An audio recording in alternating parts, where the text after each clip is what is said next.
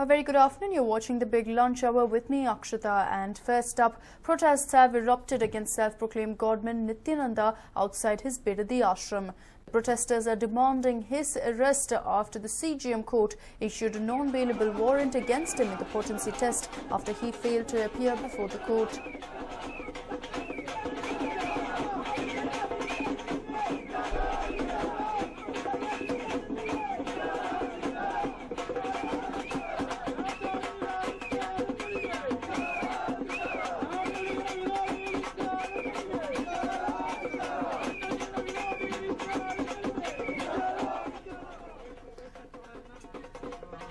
Well, my colleague Arun joins us over the phone lines with more details. Arun, clearly a very unique protest being held by the activists demanding Nityananda's arrest. That's right, Akshita. Remember, there has been kind of a body blow to the controversial godman because the application that he had filed with the Karnataka High Court seeking quashing of the Ramnagara District Court proceedings on the potency test have been rejected. In fact, there have been also, remember, a warrant has been issued, a non-bailable warrant. So it could be a matter of perhaps days or even hours, because remember, as you speak, there has been another development as far as the controversial godman is concerned. We are given to believe that the DYSP of the CBI has visited him. In fact, he has given the copy of the warrant. So things are literally tightening up the screws as far as the controversial godman is concerned, Akshita.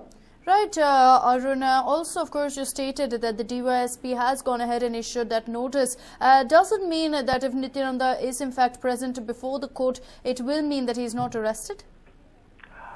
Akshita, let me just run you through what this issue was. Remember, he was asked to be present before the Ramnagara court and he refused. In fact, he had his lawyer represent him and he went ahead and filed an application in the Ramnagara Sessions Court saying that the client of his was very busy with religious penance and other such duties, and therefore he would not be in a position to present himself for any kind of inquiry or investigation, based on which actually the Ramnagara court then issued him a non-bailable warrant. Now the non-bailable warrant, a copy of it has been submitted or presented to the controversial godman by the police. So it could be a matter of time before he is picked up for questioning, because remember, the NPW has been issued after the case which was or after the application which was rejected by the Karnataka High Court. So clearly the Sessions Court is taking all the due and necessary steps. It's not jumping the gun, it's going according to procedure. The matter went up for hearing at the High Court. The High Court rejected the petition, and now they have issued the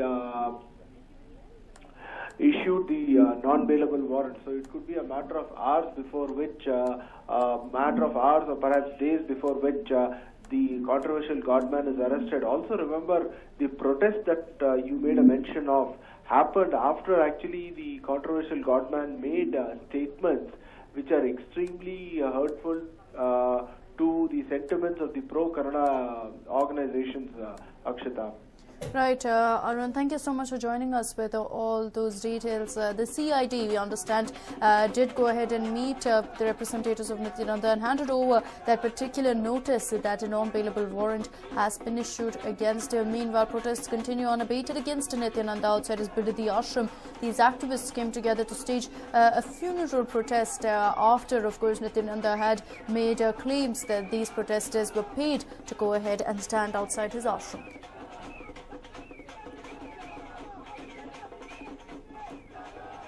Well, all this updates come in soon after the Ramnagara CGM court had gone ahead and issued a non-bailable warrant against Nityananda. And meanwhile, Nityananda has issued a clarification. This is with regards to a news item telecast on a Kannada TV channel yesterday concerning Paramahamsa Nityananda's alleged joking references to Kannada activists. In fact, the item he's clearly stated that, and I quote, "We wish to clarify that Nityananda did not make the alleged references to Kannada activists, and the above mentioned channel has mistakenly attributed his statements made in another context." In fact, it is said, according to this release, that Nityananda had related his childhood experiences at the Arunachala temple in his birthplace, Tiruvannamalai, in Tamil Nadu, and made joking references to how he thought as a child that the protesters were also performing some regular job. However, the channel had mistakenly thought these joking statements had been made about Kannada activists, which is not true. So even as protests are gathering steam there, with activists going ahead and expressing anger over the fact that Nityananda said that they were being paid, the ashram has come out with an official statement saying, of course, that they have not referred to these protesters, and that Nityananda was simply reliving an incident in his life as a child when they were communist protesters, and he thought them to be doing a regular job.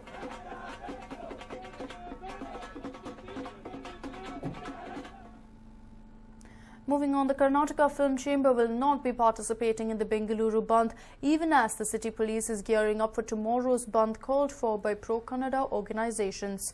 Home Minister K.J. George has instructed the police to maintain a tight vigil and ensure that the Bandh passes off peacefully and public property is not damaged. Protesters who indulge in violence will be booked under the Gunda Act and taken into custody. Senior police officials, including City Commissioner M.N. Reddy and Additional Commissioner Alok Kumar, besides ADGP Kishore Chandra, have been appraised by the government on the need to ensure that commoners are not put to any hardship. The proposed bandh in Bangalore city tomorrow, we have taken all the necessary preparatory measures in terms of mobilizing maximum amount of force, both the civil force as well as the armed force from the city police, as also the home guards. Probably nearly 1,000 home guards should be on duty tomorrow. Apart from that, we are also getting 2 companies of Central Reserve forces. We have alerted our intelligence units to collect information on any potential problems that may be created.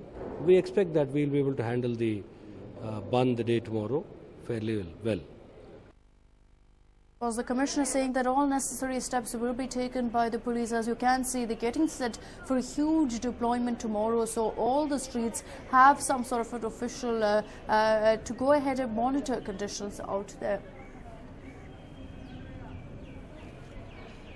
My colleague Bansi Kalapa, in fact, takes us through exactly what kind of police deployment we'll be looking at tomorrow. This is the Police Commissioner's office, and the officers are getting ready for tomorrow's Bengaluru Bandh. Here, the police have made special arrangements to deploy home guards and other specialized units across the city. Let's remember that at yesterday's Eid celebrations, many of these units were used. So therefore, these units are again going to be deployed for the purpose of the bandobast arrangements across the city tomorrow. So you see the home guards and other units this is what they call the routine roll call, and they're calling their names, and the officers taking stock of how many men they have. Of course, a large number of women also are being deployed. About 1,000 persons who are in the home guards are going to be deployed for this in preparation for tomorrow's Bengaluru Bandh. How effective will it be is the big question. With camera person Murthy, this is Bansi for News9. And even as we are yet to come to terms with the 6-year-old gang rape at Vibgyor High, another 7-year-old girl in the city has been raped by her neighbor's 28-year-old son in Sunkadakatte.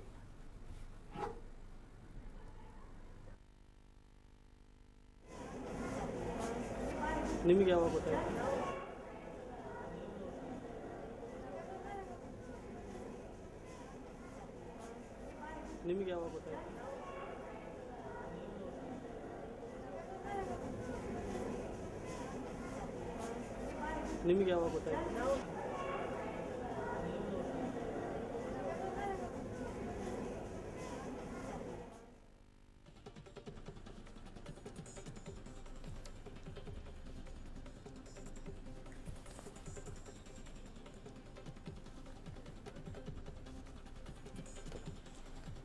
Well, the accused has been identified as Srinivas and has been arrested by the Kamakshipalya police and booked under IPC section 376 as well as sections 4 and 6 of POCSO.